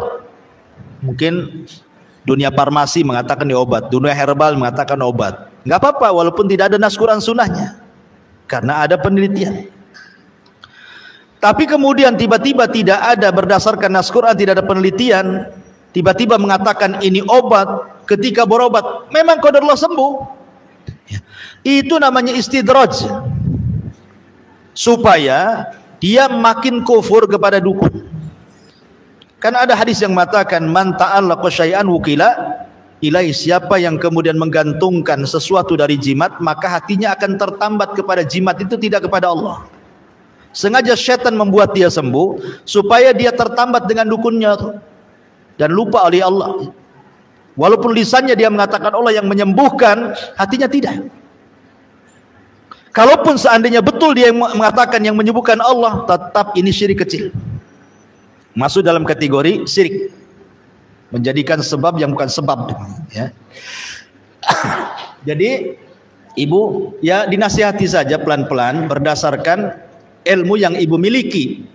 Jadi katakan bahwa ini tidak benar. Kalau memang itu ruqyah, kan ruqyah masa sih harus tengah-tengah malam mandi-mandi, itu ruqyah apa bambanya seperti itu.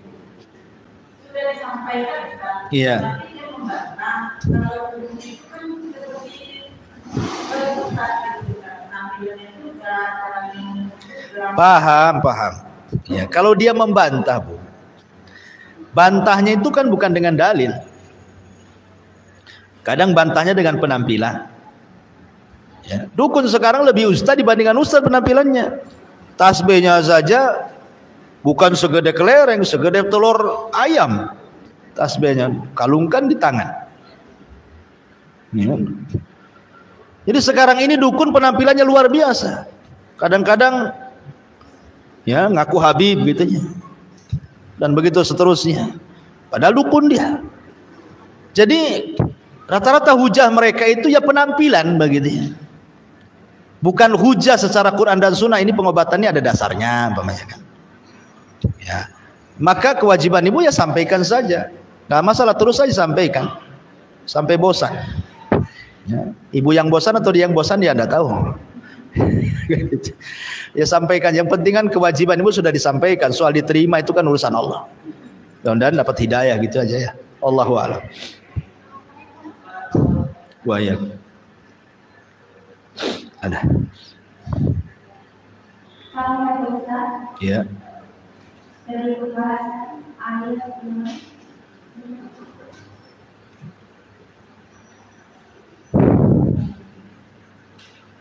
Tujuh yang tadi itu kan ada pembahasan empat mengenai wajah-wajah kita ketika kita menerima catatan wajah yang termasuk cahaya, wajah yang sedih dan wajah yang diridhoi. Yang mana tanyakan Ustaz, ketika kita sudah mendapatkan hak yang diberikan Allah Ustaz, tentu juga kita tetap seperti aturan yang diberikan oleh Allah Subhanahu wa Ta'ala, masih ada juga mengisi sirat jalan-jalan menuju ke surga kan Ustaz? Terus yang menanyakan lagi, apakah ketika kita menerima dengan wajah-wajah yang seperti ini, kita waktu berjalan menuju ke surga amankan atau ada kendala lain karena keputusan yang lain? Iya. Ya, alhamdulillah.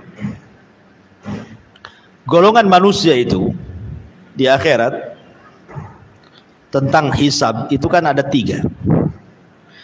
Ada orang yang tidak dihisab sama sekali. Mereka direct keluar dari kuburan aja masuk surga orang itu. Ya. Mereka bisa melesat dengan lesatan yang luar biasa dalam titian itu. Sehingga mereka sudah di pintu surga lah, nunggu masuk surga aja. Orang yang mereka tanpa hisab dan azab. Namanya tidak dihisab, ya tidak mungkin diazab. Ini ada kelompok seperti 70.000 kelompok yang dijanjikan masuk surga tanpa hisab dan azab. Mereka orang yang tidak minta ruqyah, mereka orang yang tidak minta kai, mereka yang tidak tatoyur, mereka yang tawakal, kan itu sifat-sifatnya. Dan ada yang kelompok kedua dihisab tapi mudah hisabnya. Itulah kelompok pemilik wajah-wajah ini. Ya. Jadi hisabnya itu hanya formalitas saja. Kalau ditanya oleh Allah tentang dosa, dia hanya mengiyahkan saja, mengakui, ya saya melakukan seperti itu. Diakui dosa semuanya. Tapi ada yang hisabnya sulit. Inilah yang agak rumit karena ketika dia dikatakan berbuat maksiat, dia nolak. Kamu jam segini, detik ini, hari ini, tahun segini kau maksiat? Oh enggak, sehingga maksiat. Nah, ini yang rumit nih. Karena harus datangkan saksi kan. Tapi dia nggak bisa nelak karena semua jadi saksi. Ya. Yauma nakhtimu ala afwahihim wa tukallimuna aydihim. Ya, lisan terkunci ketika dia ngomong seperti itu, tiba-tiba lisannya terkunci, tapi tangan kan bicara. Kemudian kulit pun bicara. Kemudian bumi yang kita pijak juga bicara. Ya. Kemudian yauma tuhadditsu akhbaraha. Pada hari itu bumi akan bicara, langit bicara, malaikat bicara. Mau ngelak gimana? Tapi kata Nabi SAW, manuki syahalak, siapa yang ketika ditanya kok dia ngajak debat gitu ya, nggak ngakui sehingga harus datangkan saksi, celaka orang ini, berarti hisabnya sulit. Jadi orang-orang yang mendapatkan wajah-wajah dalam permulaan hisab, di akhir hisab, jelas orang ini akan dipermudah. Ya. Karena tanda-tandanya sudah ada kan. Kenapa dia dapat cahaya? Karena dia melihat kebaikannya lebih banyak dibandingkan kejelekannya, makanya bercahaya dia. Tetapi kata ulama, kan ketika dia membaca catatan tuh, kan tidak semua catatannya baik kan. Karena apabila dia mencatat kebaikan, wajahnya akan memutih. Tapi kalau melewati catatan yang jelek, wajahnya akan menghitam. Kemudian lewat lagi catatan yang baik, wajahnya akan memutih lagi, dan begitu seterusnya. Kan tidak mungkin satu catatan kan baik semua, kan mustahil. Orang itu kan pasti ada yang terjerumusnya kepada maksiat. Lah kata para ulama, ketika dia membaca catatan yang baik, maka memutih wajahnya. Tapi kalau ketika giliran dia membaca catatan yang buruk, maka menghitam wajahnya. Tapi Allah sembunyikan sehingga orang tidak tahu. Allah sembunyikan. Makanya ada hadis yang mengatakan man satara musliman satarahullahu yaumal qiyamah. Siapa yang menutup aib seorang muslim, Allah tutup aibnya di akhirat. Jadi kalau dia membaca harusnya hitam di tampak manusia, ditutup oleh Allah sehingga orang tidak tahu. Nah, jadi orang-orang yang jelas-jelas memiliki wajah-wajah yang putih, yang bercahaya musfir, ya insya Allah ini orang-orang yang akan mulus dalam perjalanan menuju surga. Wallahu a'lam. Iya. Ustaz, dalam pembahasan yang lalu, Ustaz pernah katakan bahwa seseorang ketika dia masuk surga itu bukan karena amalan atau kepintarannya, tapi dengan rahmat Allah, sebagaimana orang Israel yang ketika dia masuk surga dan ibadahnya kepada Allah. Terus di sini kaitannya Ustaz, tadi Ustaz katakan kita kan surga itu sebanyak ayat Al-Quran yaitu 65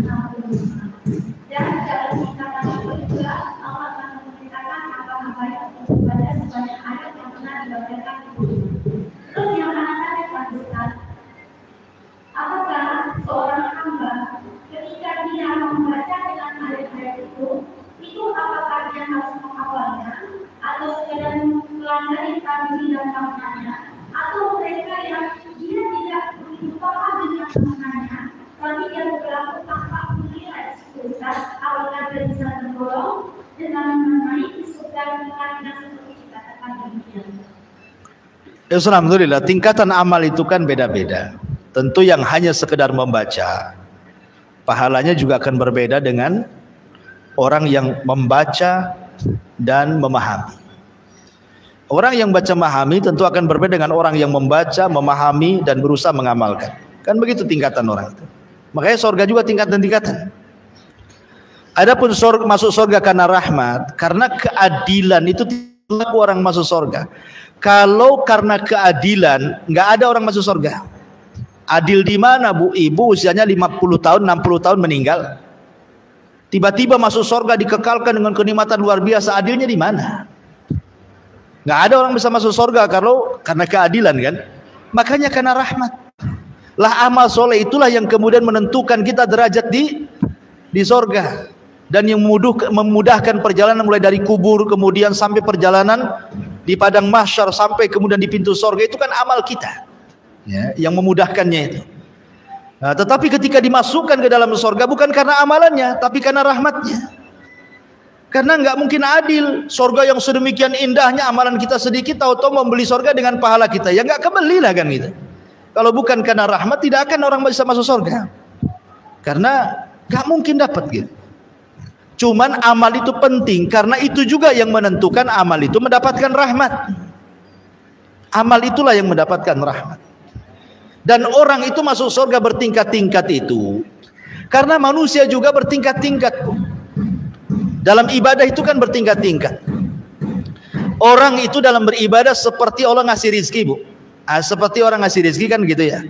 Ada orang yang jadi satpam, gajinya sekian. Ada orang yang jadi manajer, gajinya sekian. Ada orang jadi anggota dewan, gajinya sekian. Ada orang, itu rizki itu kan Allah sudah bagi-bagikan. Jadi Allah juga membagi-bagikan amal itu sebagaimana Allah bagi-bagikan rizki. Innallaha qasamal a'mal kama qasama rizqah. Kata Imam Malik, Allah itu membagi-bagi amal kepada hamba-hambanya sebagaimana Allah membagi-bagi rizki. Maksudnya begini, ada orang yang dimudahkan sholat sunnah tapi tidak dimudahkan sholat qiyamul lail, berarti rizkinya di sholat sunnah. Ada orang dimudahkan untuk qiyamul lail tapi tidak dimudahkan dia puasa sunnah, berarti rizkinya di sholat malam, tidak dapat rizki di puasa sunnah. Ada yang di puasa sunnah dia mudahkan dan begitu seterusnya. Makanya dari sini tidak boleh mencela amalan orang lain ya. Ada seseorang mencela Imam Malik, namanya Abdul Aziz ibnu siapa namanya, lupa, pokoknya namanya Abdullah ibn Abdul Aziz ibn Al-Ghumari kalau nggak salah. Dia seorang ahli ibadah. Sholatnya luar biasa, puasanya luar biasa, bacaan Qurannya luar biasa. Sementara Imam Malik itu tidak dikenal ibadahnya, tapi dikenal hadisnya. Dia sudah mengajar hadis, ya kan? Tapi ibadah sunnahnya kurang. Imam Malik itu disurati sama orang ini agar Imam Malik itu berubah. Kau kan seorang ulama, ya. Bagusnya kau giatkanlah ibadahmu, sholat malammu, sholat puasa sunnahmu, baca Quran, macam-macam dinasihati. Imam Malik akhirnya membantah, ngirim surat balik. Nah, salah satu bantahannya kalimat tadi itu, bahwa Allah itu membagi amal sebagaimana Allah membagi rizki. Boleh jadi orang digiatkan di sholat malam, dia tidak digiatkan di puasa sunnah. Barangkali orang giat puasa sunnah tidak digiatkan dibaca Quran, kan begitu. Masing-masing itu orang punya kelebihan. Tetapi kata Imam Malik, walaupun demikian aku tidak pernah merendahkan diri. Dan ingat bahwa para pendakwah itu, orang yang mempelajari ilmu dan mengajarkannya, jauh lebih mulia dibandingkan ahli ibadah. Kata Imam Malik kan jawabannya tuh ya. Makanya penting orang itu untuk tidak saling mencela. Karena ada seorang murid yang kurang ajar sama ustadznya kan, kadang-kadang kan. Dia sudah diberikan ilmu banyak sama ustadz. Tapi mungkin ustadz ini mungkin nampaknya jarang sholat sunnah. Muridnya pula sholat sunnahnya rajin gitu ya. Mungkin ustadznya hari puasa Senin Kamis kalau ngajar kok minum, berarti tidak puasa sunnah dia. Sementara muridnya puasa sunnah terus. Ya. Dicela ustadznya. Kok ustadz kalah dengan saya? Harusnya ustadz gak kayak gitulah kan gitu. Ini sama kasusnya orang ini dengan Imam Malik kan. Tapi Imam Malik membantah. Walaupun demikian, ingat, pelajar ahli ilmu dan mengajarkan ilmu jauh lebih hebat dibandingkan kalian yang ahli ibadah, kata Imam Malik. Sebab yang ahli ibadah itu ya manfaatnya untuk dirinya saja. Sementara ahli ilmu siapa bisa berdakwah kan, manfaat untuk dia dan orang lain, gitu maksudnya kan. Nah, maka dari sini jangan saling mencela. Apalagi kemudian menghina ustadznya pula gara-gara masalah sedikit dicela ustadznya. Ya gimana ceritanya? Hargai kan gitu. Ulama lebih hebat dibandingkan ahli ibadah. Kadang-kadang muridnya ini baru mungkin sebulan dia rajin ibadah gitu. Baru sebulan, 2 bulan, 3 bulan atau setahun mungkin rajin ibadah. Tengok ustadznya kurang, sholat sunnahnya kurang. Ustadz apa ini katanya. Padahal dia ngaji sama dia gitu ya. Dihinakannya pula ustadz. Siapa kita dengan ustadz itu gitu maksudnya. Kembali bahwa itu ada tingkatan-tingkatan semuanya. Dan baca Quran juga sama. Ada yang memang diberikan rezeki dia hanya bisa membaca saja. Ya dapat pahala di situ. Ada yang diberikan rezeki mampu menghafal tafsirnya. Ada yang diberikan bisa mengamalkannya. Ya, tingkatan-tingkatan lah pahalanya. Wallahu a'lam. Iya.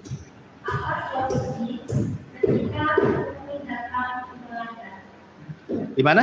Apa solusi ketika kumpul datang? Ketika? Ketika kumpul. Oh, futur. Saya kira tutul kan gitu. Tutul macan lah, macan tutul. Ya, futur itu.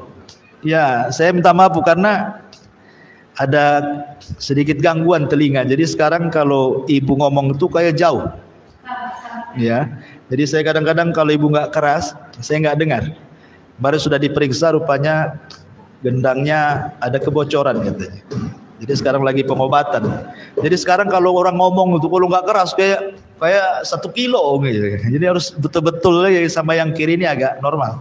Jadi saya minta maaf ya. Jadi masalah futur itu setiap manusia pasti mengalaminya.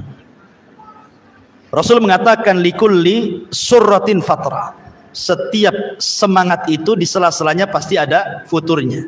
Tidak mungkin orang itu selamanya semangat itu mustahil. Ya, kalau tidak ada masalah, semangat dia. Kalau ada masalah, futur dia. Ngaji terus, rupanya banyak masa di luar, akhirnya jarang ngaji. Artinya bahwa itu fitrah manusia, kadang semangat, kadang futur. Tapi kata Rasulullah, wa man kanat fatratuhu ila sunnah faqad ihtada. Siapa yang ketika futurnya dia berusaha untuk mengikuti sunnah Nabi, maka dia dapat hidayah. Tetapi kalau tidak demikian, halak dia hancur. Jangan diikuti futur itu. Makanya kenapa Rasul mengatakan beribadahlah sedikit tetapi terus menerus. Khairul a'mal adwamuha wa in qalla. Sebaik-baik amal itu sedikit tapi terus menerus. Supaya apa? Karena Allah itu tidak pernah bosan disembah. Kalian yang bosan.